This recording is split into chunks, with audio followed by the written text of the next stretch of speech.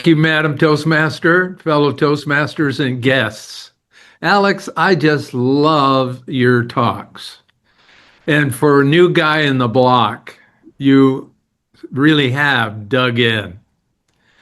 In fact, if I was to do a broad-based evaluation, I'd say most people would listen to you and say you're quite an experienced speaker. You come across with a high level of confidence and proficiency. And because you already have a good start, I'm going to be maybe a little bit tougher on some of the criteria because I think you can deal with it. Your focus was on how well you use the pauses. Are you taking advantage of vocal variety? And do you show some animation as you present your talks? I loved your facials at the beginning. That was a nice start and a dramatic contrast between the way you normally would come across as very kind of well buttoned up.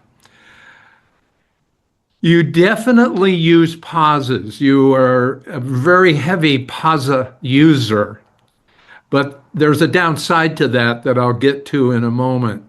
But you have a very strong voice, and even though I think you admitted somewhere in the chat that you were uncomfortable or a little nervous before getting started, you don't show that when you talk. So you really show comfort, and that's important. But I think there's a couple of things you can work on, and the first thing I do is recommend strongly that you listen to your video, but don't watch it. Turn around from it and listen to your voice. You have a pattern which is, I would akin it to a machine gun. In other words, you speak your phrases very quickly, and there's a lot of pauses between each phrase. The best solution for that, and I think what will give you even greater power when you speak, is to slow down those machine gun phrases. And you can change them because every once in a while you want to talk quickly, and that's where you get some vocal variety. The other part of vocal variety is to try to change the tone when you're talking, almost like singing. Try for some higher level and some lower level because you're very consistent in the way of doing your voice, and you need to change that to get a little more vocal variety, and it adds enthusiasm.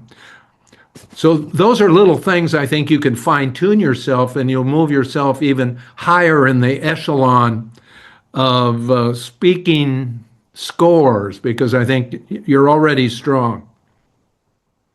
The other point I would make, and I'm making this because you're on Zoom and you need to do more things on Zoom. There are two things you can do in terms of trying to get a little more hand motion. You've used a couple of times, obviously at the end, where you had everybody raise their arms. You had a couple of outward motions. The two things I would do is try to frame it more like you're on TV and you're a newscaster. Get it up around your face, because that'll help. The other thing, and this is going to be weird, you have an athletic look, like you've worked out occasionally or frequently. You need to you're rolling your shoulders because of where your arms are. So you're curling a little bit. Bring your chest out. Sit with an arched back. Not quite that much, but the point is you want to broaden your chest when you're on the screen like that, because you're leaning a little forward and it rounds you. But those are a couple of really nits.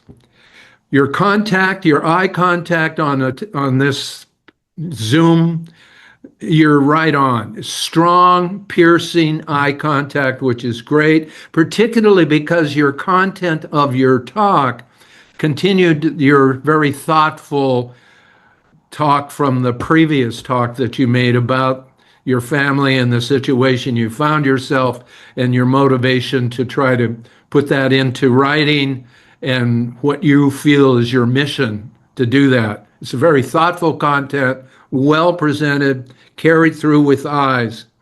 And you have one of the greatest smiles I've seen on Zoom. So keep it going. Great talk. Thanks, Alex.